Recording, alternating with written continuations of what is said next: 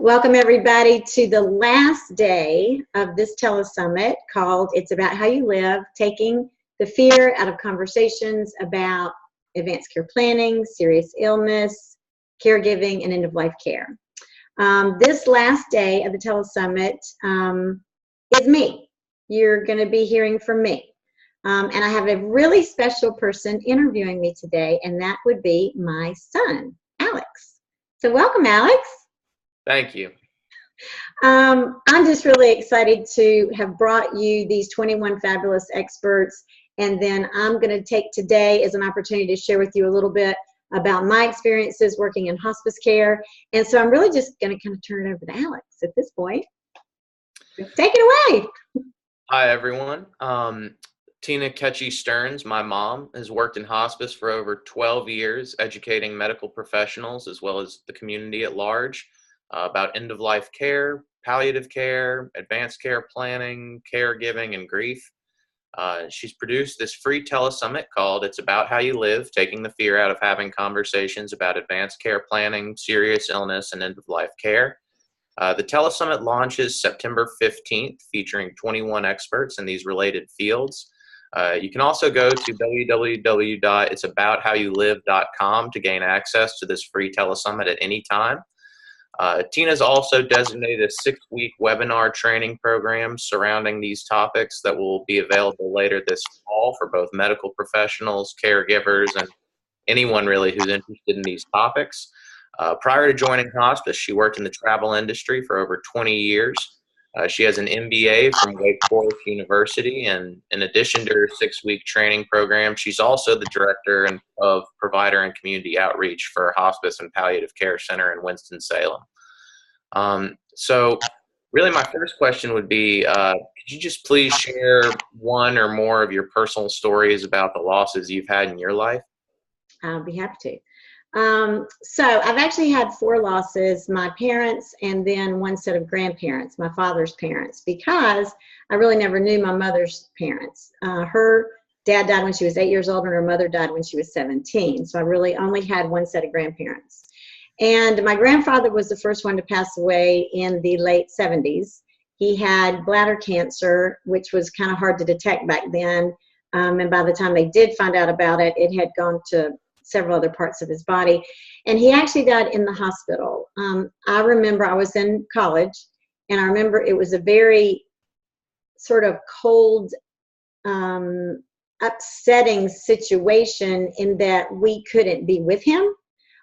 They let my grandmother in the room, and but the rest of the start room, sort of blaring lights, uncomfortable furniture to sit in, and we knew he died when we could hear my grandmother crying quite loudly, and then of course she came out of the room. So it just was a hard, I just didn't feel like I could be with him, and that was really hard. Then my grandmother died in, Alex, you were 3 years old, so it must have been in 1997. And she was in hospice care. That's the first experience I had with hospice. And she was in her own home. They cared for her in her own home. And I wasn't there. We didn't get there until the day before she died. So a couple of days before she died, my mother and sister were with her. And they said that we called her Ketchie. My maiden name is Ketchie, and we called my grandmother Ketchie. I don't know why, we just did. I always kind of thought that was sort of cool. So they said that Ketchie started talking about this gorgeous house that they were building. And she just wished they would hurry. And she had a beautiful end-of-life experience. My mother and I were actually in the home when she died. We weren't in her bedroom where she was. We were actually out in the kitchen chatting. And every now and again, we'd go back and check on her. And I went back, and she had died. So I hate that I wasn't right there holding her hand when she took her last breath. I do take comfort in thinking that she probably could hear Mother and I talking, and she knew she was in her home, and she knew we were near her. And I just remember the hospice nurse that came in after she died, because you have to go through all the medications and, you know, dispose of all that. And she was just so kind and loving and compassionate, and just handled the whole situation as almost as if she was a family member. I mean, it was a really, like I said, it was my first hospice experience, and it was a beautiful experience. Very different from when my grandfather died.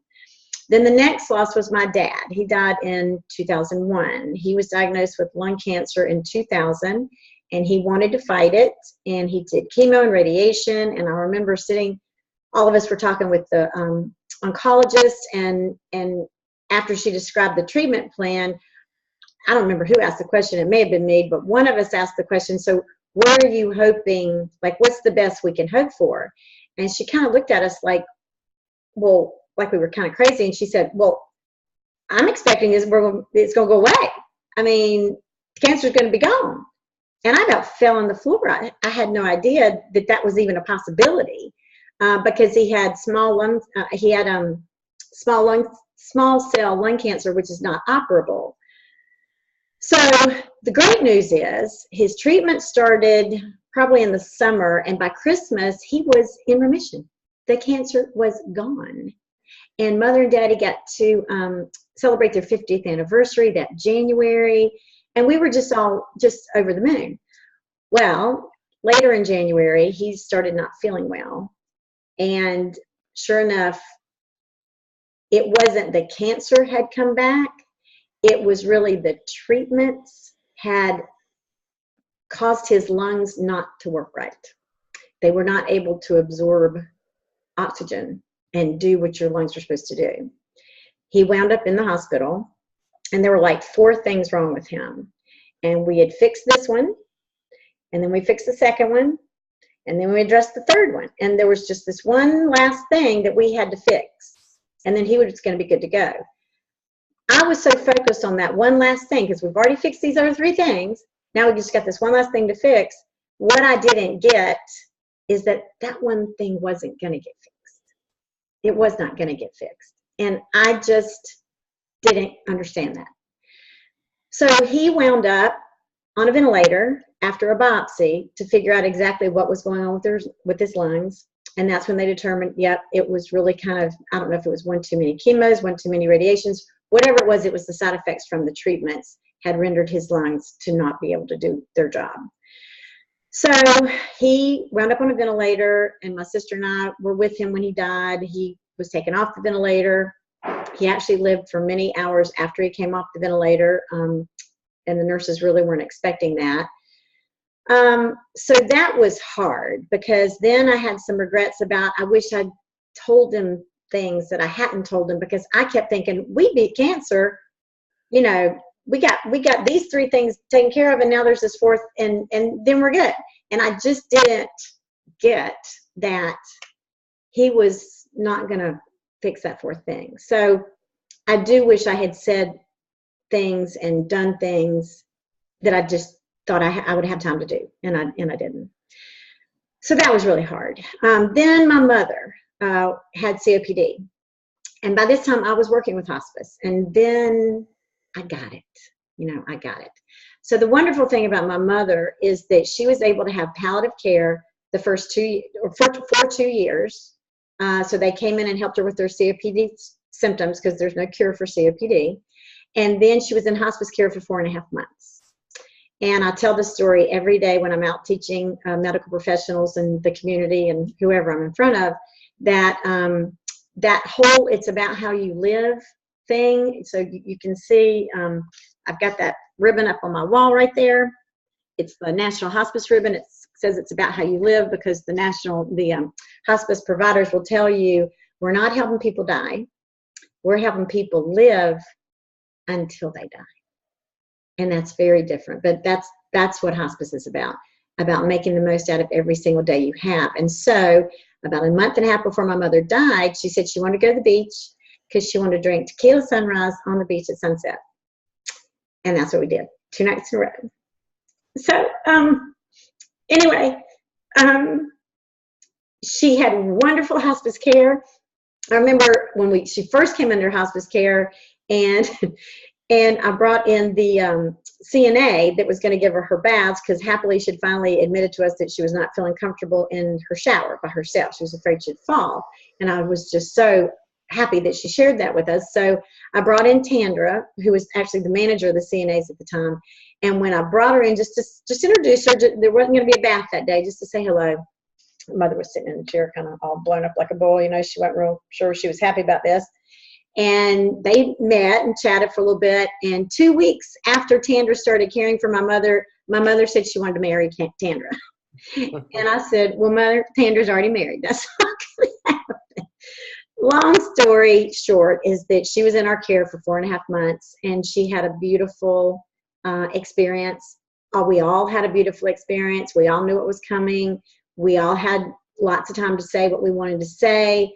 I was with her the night before she died, and her feet were getting dry, and we'd put lotion on it and all that kind of thing. But she asked me to put rubbing alcohol on her feet. And I said, well, Mother, you know, your feet are already dry. That's just going to make them even more dry. And she said, I don't care. Put rubbing alcohol on my feet. So the last night that she lived, I'm at the foot of the bed with cotton balls soaked in rubbing alcohol, rubbing them on the bottom of her feet, because that's what she wanted. So those were my 4 end-of-life experiences, 2 in the hospital, 2 in hospice care. And I can tell you, Daddy did it exactly how he wanted to do it. Now, he wanted to fight it, and that was exactly what he wanted to do, which is great. That's we all need to have our hands on the steering wheel and do this thing the way we want to do it. I will say that the 2 hospice experiences were far and away much more, it just made the time with these people so much more special, memorable, beautiful, and I just, I thank my stars every day for being a part of an organization like hospice. Well, thank you very much for sharing that. And I remember both your parents passing and what that was like for the family. And I didn't see a lot of what happened actually behind the scenes. So a lot of what you just said is news to me. One thing you said I found interesting was a lot of people do believe that hospice care is about just death and dying. The concept that it's about how you live might be surprising to some people.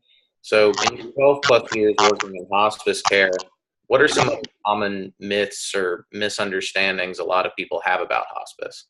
Exactly what you just said, Alex. Everybody thinks it's death and dying. Everybody thinks it's the last few days or weeks. The hospice benefit through Medicare and Medicaid is a 6-month benefit, meaning if you have a diagnosis, if you have a prognosis of 6 months or less till end of life, and you're no longer seeking curative treatment, you are eligible for hospice. If the person is still with us after 6 months, which happens often, and we're thrilled about that, as long as the doctor continues to guesstimate that end of life is likely within 6 months, it just rolls forward. And every provider will tell you their crystal ball is very foggy. You know, nobody really knows. But when their best educated guess is 6 months or less prognosis, then you're eligible for hospice. And the number one thing our families say is they wish they called sooner. And getting back to the myths, one of them is a lot of people think hospice is just one big, huge umbrella under which a lot of locations are around the country. The analogy I like to use is the faith community. So all churches are in the faith community, but they're all separate and independent, and that's how hospices are. So there's about 4,300 hospices in the United States, and there are hospices, you know, in other countries as well. In fact, it started in England in 1964. But lots of different models. There are a lot of for-profit hospices. The one I work for is a not-for-profit, but there are a lot of for-profit hospices. They're just different models. I'm not saying one's any better than the other. I have to say I am proud that the hospice I'm associated with is a United Way agency and a not-for-profit. Another myth is that hospice is a place that you go. So the hospice I work for, we actually have 2 inpatient facilities, but not all hospices have an inpatient facility. They can contract with a hospital or with a long-term care facility to provide a higher level of care should that be needed. But it's not a place. The 80% of us say we want to die at home, which your grandmother died at home, your great-grandmother died at home. 80% of us say we want to die at home. So the number one thing hospices do is provide care in the home. You don't have to go anywhere. Wild horses, we're not going to take my mother out of her house. I can assure you of that. Another myth is that it's either too expensive or that it's free. I'll tell you that 92% of hospice patients, this is the statistic from the hospice I work for, but probably pretty true across the country. 92% of our patients are either Medicare or Medicaid. So Medicare is 65 or older or disabled for 2 years, and Medicaid is when there's a financial need. People apply for Medicaid. So that's 92% of our patients fall under one of those two programs. That's your tax dollars at work, okay? You've worked your whole life. Your hospice care is already paid for. I don't qualify for either Medicare or Medicaid quite yet, but I have private insurance, and most private insurances have a hospice benefit. If I were homeless living under a bridge, since I work for a not-for-profit, we can't do what we do without donations, and one of the things our donations provide is care for people that can't afford it. They don't have any money, they don't have any insurance, they don't have 2 nickels to rub together. Well, that person living under the bridge is going to get the same level of care that anybody else is going to get. So the big, I think, takeaway is that no one is ever denied access to hospice care due to inability to pay. Some other kind of myths and misunderstandings is that, I think we already covered this, but I just want to put a period on this, is that it's only for 2 weeks or it's just for the last few days of life. And I really need people to understand, we call it the surprise question. If you asked your doctor, would you be surprised if Mrs. Smith was here this time next year? If that doctor says, yeah, I'd be surprised, it's probably time to call for a hospice assessment. It is probably time to call for a hospice assessment. And if they're not quite ready or qualified for hospice care yet, they very likely could qualify for palliative care. So palliative care, that root word palliate means to ease. So just like with my mother with COPD, she had palliative care to manage her symptoms 2 years before she qualified for hospice, when they decided, I think we're in that 6-month or less window. So don't wait. And again, the number one thing our families say is they wish they'd call sooner. So I think those are some of the major misconceptions about hospice. I understand. And so within the organization of itself, I understand that there are 4 levels of hospice care. Can you describe those for your viewers? Sure. So talked about a couple of them already. So one of them is providing care in the home. Secondly is that inpatient type of care, when there's kind of a higher acute situation going on. So for example, if we're caring for your loved one in the home and I meant to X out of my email, so sorry. I didn't, all kinds of noises going on in the background. Care in the home, number one thing that we do. Secondly, let's say we're caring for the loved one in the home, but something out of control happens, whether it's out of control vomiting or pain or whatever it is, it's beyond what the family can deal with. That's when having an inpatient facility is great. So they get around-the-clock care, things get stable, the person goes right back home. Sometimes people will die in the hospice home, and that's perfectly fine. I think most hospice homes across the country are made to look as homey as they possibly can. So there's that level of care.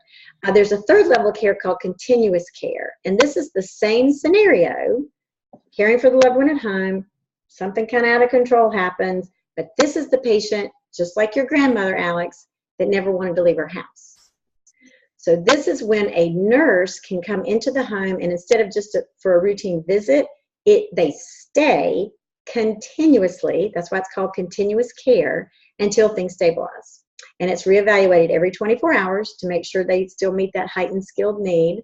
When they stabilize, things just revert back to the visits. Often what's going on is this person is actively dying. And so for that patient that never wanted to leave their home, we sort of feel like that's our best last gift we can give that patient. And then the last level of care is called respite. Now, This is when the patient's feeling good, doing good, they're rocking and rolling, they're good, but the caregiver is about to fall on the floor. As we've talked about in a lot of these interviews through the telesummit, caregiving is exhausting. And it really isn't uncommon, especially with an elderly couple, that the caregiver will fall ill simply from the caregiving responsibilities. They're so strenuous and stressful and just a lot.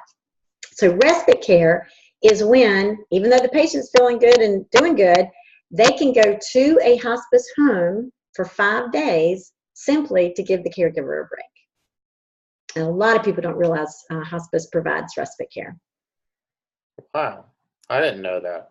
Yeah. So for this telesummit, you've interviewed 21 experts in the field of hospice care, palliative care, advanced care planning, caregiving, and grief. Your interview is the last one in the series.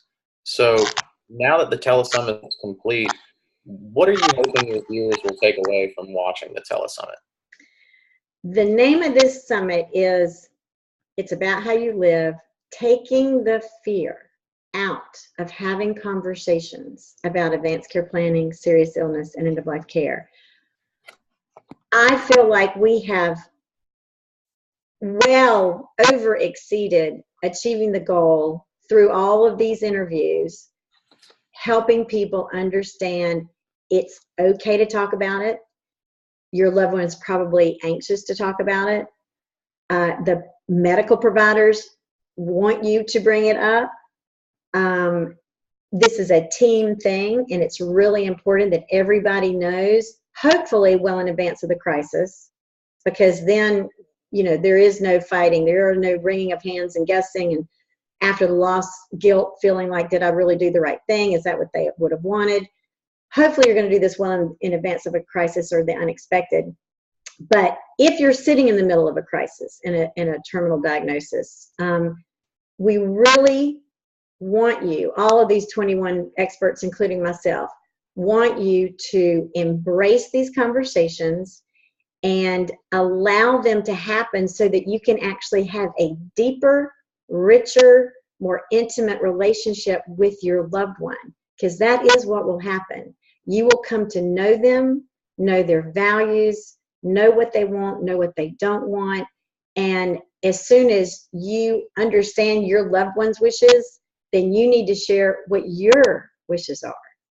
You need to talk about what you want and what you don't want, and how long you want it, and when you don't want it anymore. These are conversations that it's a two-way street, and it's not a one and done, because things change.